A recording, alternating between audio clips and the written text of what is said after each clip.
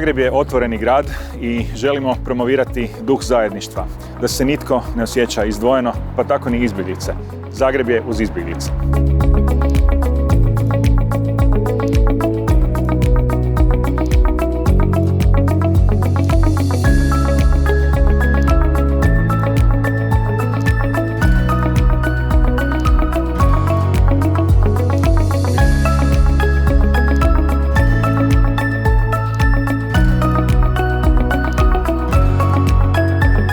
This mural is a testament to the strength and resilience of refugees, and also the hope that they carry with them, that they will be able to find a home where they can rebuild their lives in safety and dignity.